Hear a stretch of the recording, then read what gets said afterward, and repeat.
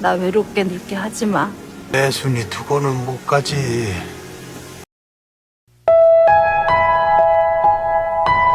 Restoran cumi-cumi Gwansik dan Esun kini sukses besar.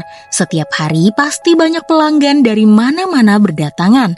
Dan tugas Sanggil di sana adalah menjaga cucu-cucunya. Tidak seperti dulu, kini Sanggil jauh lebih baik.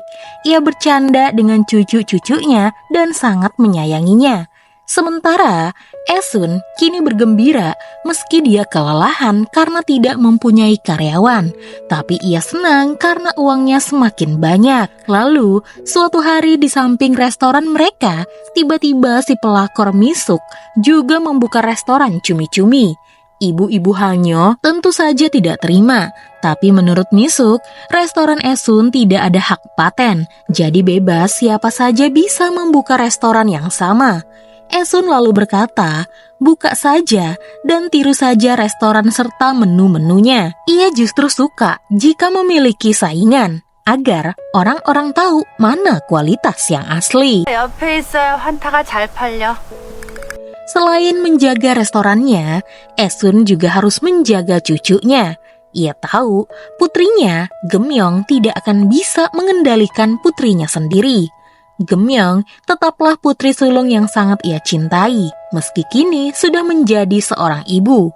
Saat Gemyong bekerja, putri Gemyong, cucu Esun yang bernama Sebom itu pun dijaga oleh Esun. Ia begitu telaten menjaga cucunya sembari berkata, ia akan kesal jika cucunya ini sampai menyusahkan putrinya. Maka dari itu, Esun berharap cucunya yang cantik ini tidak merepotkan putrinya yang paling berharga. Menurut Gemyong, mengurus satu anak itu benar-benar melelahkan. Apalagi Sebom keras kepala. Esun lalu mengejek putrinya. Akhirnya, Gemyong merasakan apa yang selama ini ia rasakan. Gemyong lalu bertanya, bagaimana ibunya bisa membesarkan ketiga anak-anaknya. Ibunya hanya bilang, lakukan apapun yang menurut putrinya baik untuk Sebom. Karena sekarang, Gemyong adalah segalanya bagi Sebom. Gemyong sadar, ibunya tidak bisa melakukan apapun yang diinginkan oleh ibunya. Tapi Esun tidak menyesali apapun. Meski tidak bisa melanjutkan sekolah, lalu menjadi anak yatim piatu dan menjadi babu, ia tetap bangga karena bisa menjadi ibu Gemyong dan ibu Eunmyeong. Jadi Esun berharap putrinya tidak perlu mengasihi hidupnya. Esun melihat putrinya kini benar-benar menjadi seorang ibu. Ia berharap waktu putrinya bersama putrinya sendiri tidak begitu sulit. 시간이 너무 고되지 않기를. Gemyong lalu meminta izin kepada suaminya untuk memakai uang tabungan mereka berdua untuk mengecek kesehatan orang tuanya. Di sana Chung Sop tidak mau ambil pusing. Apapun yang diinginkan oleh istrinya itu, ia pasti menyetujuinya. Saat melakukan cek medis untuk kedua orang tua Gemyong, di sana pasien akan dibius terlebih dahulu. Dan tanpa diduga, Gwansik mengigau di dalam tidurnya. Ia meneriaki nama Dongmyeong. Seandainya pada saat itu ia tidak pergi membantu membuat tembok penahan ombak, putra bungsunya itu pasti masih hidup sampai sekarang. Esun yang masih sadar merasa kasihan dengan suaminya. Rupanya, rasa bersalah yang dialami suaminya masih tersimpan sampai sekarang. Esun pun menceritakan hal ini kepada Gemyong, di mana Esun sadar selama ini ayah dan ibunya tidak pernah lagi membicarakan tentang Dongmyeong. Tepat sehari sebelum ulang tahun Dongmyeong, Gwansik selalu datang ke makam putra bungsunya itu dan membawa mainan kesukaannya. Ternyata hari itu, Esun yang biasanya datang tepat di hari ulang tahun Dongmyeong juga datang di hari yang sama karena ingin bertemu dengan suaminya. Alasan Gwansik selalu berbeda hari datang ke makam ini karena ia sakit hati melihat Esun selalu saja menangis di makam putra mereka. Musim berganti pun tetap sama. Esun selalu menangis di hadapan kuburan Dongmyeong. Sehingga Gwansik pun membiarkan istrinya itu untuk sendirian. Ia juga merasa tidak ada kenangan berharga yang mereka miliki. Hanya rasa bersalah yang melebihi rasa rindu. putra bungsunya itu sangat berharga bagi mereka. Setidaknya mereka berdua sudah membesarkan Dongmyeong dengan baik, dan sebentar lagi mereka akan segera bertemu dengan putra bungsunya itu di akhirat. 애가 참겠나 싶어서. Lalu kemudian, hasil tes kesehatan Esun dan Gwansik sudah keluar. Dan Gwansik ternyata memiliki penyakit serius. Geumyeong mencoba menyemangati ayahnya untuk tidak takut. Karena apapun penyakitnya, Geumyeong pasti akan menyembuhkan ayahnya. Gwansik ternyata sudah lama menahan rasa sakit di kakinya. Ternyata selama ini ia mengalami kanker darah. Karena keterlambatan penanganan, kanker tersebut telah menyebar dan menjadi gagal ginjal. Geumyeong tidak bisa menahan tangisnya. Sementara Esun mencoba bersikap tegar meski ia juga hancur. Ia tidak mau terlihat sedih di depan suaminya. Gwansik kemudian menjalani kemoterapi. Perjalanan panjang ke rumah sakit sebenarnya cukup melelahkan, namun Gwansik tidak patah semangat. Tidak terasa, sudah 24 kali Gwansik menjalani kemoterapi. Saat kembali melewati tangga-tangga, ia melihat bunga-bunga bermekaran dan langsung menyuruh istrinya itu untuk melihat. Karena biasanya Esun sangat menyukai bunga. Tapi di sana Esun hanya melihat kaki suaminya. Ia takut suaminya akan terjatuh. Gwansik lalu menyuruh istrinya untuk melihat bunga bersama. Kapan lagi mereka berdua bisa melihat bunga-bunga yang indah bersama-sama? Esun langsung menggenggam tangan suaminya itu erat-erat. Ia ingin tahun depan, setelah Gwansik sembuh, mereka berdua pergi ke Tiongkok, ke daerah Jiangze, untuk melihat daun-daun berguguran. Gwansik pun bertanya-tanya, kenapa istrinya menggenggam erat tangannya? Apa Esun takut ia diambil orang? Esun hanya ingin suaminya itu sembuh. Ia takut jika Gwansik pergi, ia akan seorang diri. Meski ada anak-anak, Esun tetap tidak mau membebani putra-putrinya. 두고는 못 가지. 애순이 두고는 못 가지. Selama di rumah sakit, Esun selalu mengurus suaminya. Ia sering dimarahi oleh perawat karena selalu salah dan tidak membaca peraturan prosedur. Bahkan mereka menghela napas di depan Esun. Saat salah mengambil nomor antrian, Esun dibentak oleh petugas administrasi. Dan di sana Gwansik langsung memarahi petugas tersebut karena tidak seharusnya para petugas malah memarahi orang yang tidak mengerti. Mereka yang membuat peraturan, seharusnya mereka yang menjelaskan, bukan hanya duduk diam dan menyalahkan orang tanpa membantu mereka. 애 만들어 놓고 못 따라가면 다 등신천지. Geumyeong lalu datang dan bertanya apa yang terjadi. Gwansik kemudian memarahi putrinya balik. Seharusnya Geumyeong datang lebih awal dan membantu ibunya, bukan selalu datang terlambat dan ibunya malah dimarahi oleh orang lain. Geumyeong paham maksud ayahnya. Ayahnya ini sedang sakit. Melihat ibunya diperlakukan seenaknya, tentu saja ayahnya marah.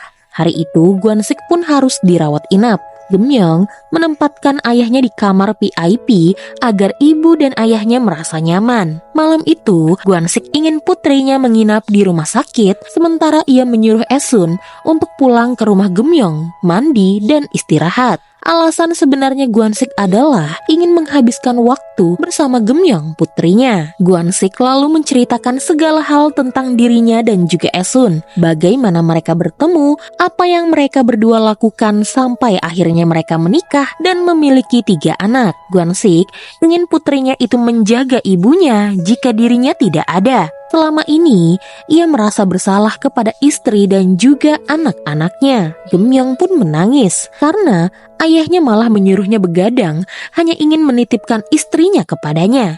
Memangnya ayahnya hendak pergi kemana? Ia tidak akan rela jika ayahnya pergi meninggalkannya, karena Geumyeong masih merasa perlu dibesarkan oleh ayahnya. Ia pun minta maaf karena sudah pernah marah kepada ayahnya. Ia melakukan semua hal yang tidak menyenangkan, bukan karena ia kesal. Gwansik kemudian menepuk pelan pundak putrinya, seperti yang sudah biasa ia lakukan kepada Esun. Singkat cerita, 다정한 아빠가 있었다. 다정한 딸이 없었다. Guansik memilih untuk pulang ke rumah karena menurutnya lebih sehat saat berada di rumah. Eunmyeong langsung menangis melihat ayahnya semakin kurus. Guansik pun mendekati putra keduanya itu. Ia menyuruhnya untuk tidak menangis karena Eunmyeong adalah seorang ayah. Guansik juga berucap Eunmyeong adalah putranya yang baik, menambah kesedihan di dalam rumah tersebut. Eunmyeong berucap meski ulang tahunnya tidak pernah dirayakan, namun ayahnya selalu membelikannya mainan dan mentraktirnya makanan enak. Guansik sudah menyuruh putranya itu untuk merahasiakannya, namun karena momen di hari ini membuat Eunmyeong kembali menceritakannya. 또 다 말해버리네. Bagi mereka semua, Guansik adalah laut mereka. Mereka hidup mengandalkannya.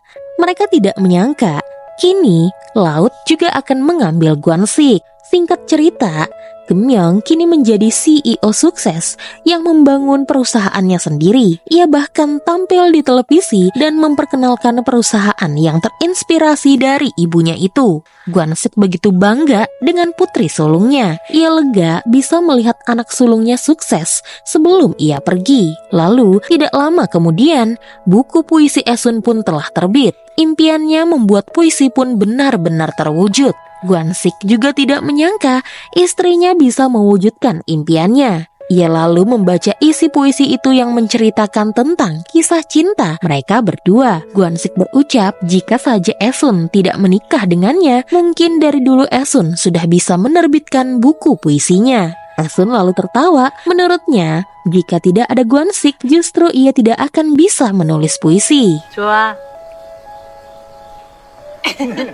할머니 뽀뽀. Malam harinya, Guansik yang hendak tidur meminta kepada Esun agar tidak menangis saat ajal datang kepadanya. Ia ingin pergi sambil melihat istrinya itu tersenyum manis. Ia tidak mau melihat Esun menangis karena tangisan Esun membuat hatinya hancur. Mendengar hal tersebut, Esun lantas menangis. Tidak bisa ia bayangkan jika ia akan kehilangan suaminya. Sekarang, mereka hanya berharap di kehidupan selanjutnya mereka berdua bisa bersama lagi. Lalu, seperti biasa, Guansik menepuk pelan pundak Esun untuk menenangkan istrinya.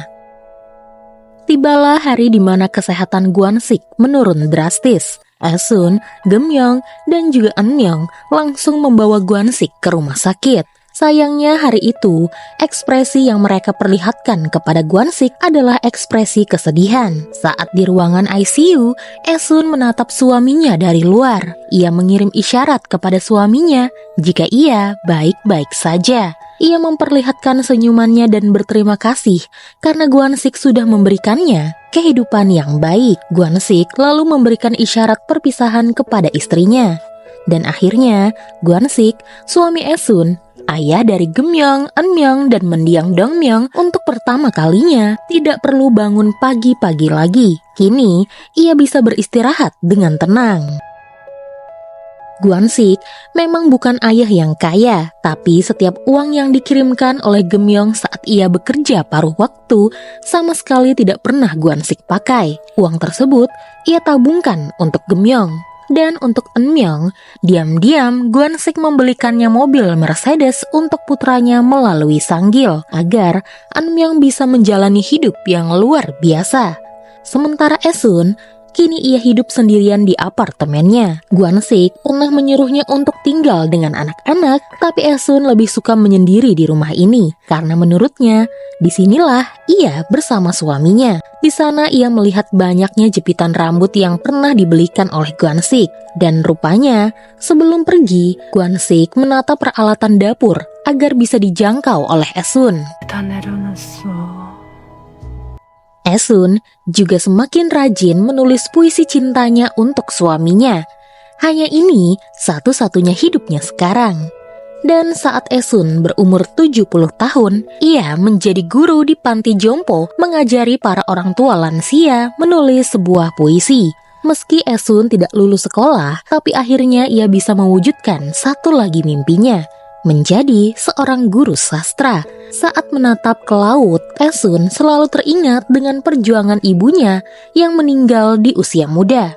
Ia hanya berharap ibunya terlahir kembali ke dunia yang indah ini dan menjadi seorang bos.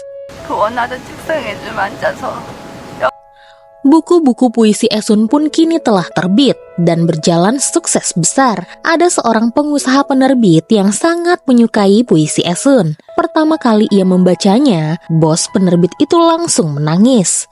Ia merasa seperti ada keterkaitan dengan penulis puisi bernama Esun tersebut. Dan ternyata wajah bos penerbit itu mirip sekali dengan Ibu Esun. Apakah Ibu Esun benar-benar bereinkarnasi menjadi seorang bos sesuai dengan doa-doa Esun? 왜 막 눈물이 나지? 장해. Gemyong juga sukses besar. Ia lalu membeli rumah mereka di Jeju dan di sanalah Esun sekarang tinggal. Gemyong sempat meminta ibunya untuk tinggal di Seoul bersamanya, tapi Esun menolak. Ia lebih senang bermain-main di panti jompo dan menjadi guru di sana. Dan di Jeju lah tempat tinggalnya. Esun lalu mengenang kembali kehidupannya di Pulau Jeju. Dulu dia adalah putri dari seorang hanyo yang selalu menangisi ibunya tiap ibunya pergi melaut. Lalu ia menjadi gadis sastra yang malu untuk berjualan. Kemudian ia menikah dan menjadi istri seorang kapten kapal, menjadi kepala desa wanita pertama, dan kemudian menjadi pemotong ikan di pasar. Ia juga menjadi guru di panti jompo. Lalu sekarang ia menjadi seorang penyair. Masa depan seseorang tidak ada yang tahu sampai kita menjalaninya. Gemyong lalu bertanya, apa ibunya bahagia? Esun tersenyum dan berkata ia sangat bahagia. Terlebih, kebahagiaannya ini tidak bisa terjadi jika ia tidak bersama Gwansik. 사는 내내 진짜 별거 다 하자. 복싹 속았으나 뭐 좋아.